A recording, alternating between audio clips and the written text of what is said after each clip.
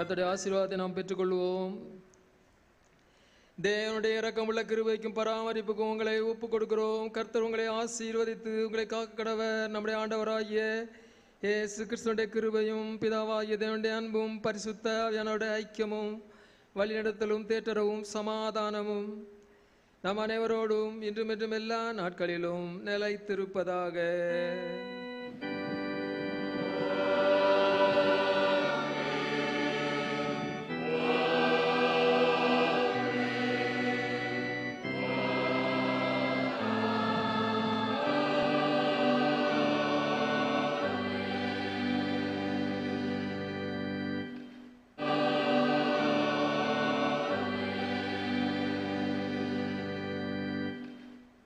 நன்றியறிதலின் ஜபத்தை நாம் அனைவரும் சேர்ந்து சொல்வோம். என் ஆத்மாவே கர்த்தரை ஸ்தோத்திரி, என் முழுவதுமே அவருடைய பரிசுத்த நாமத்தை ஸ்தோத்திரி.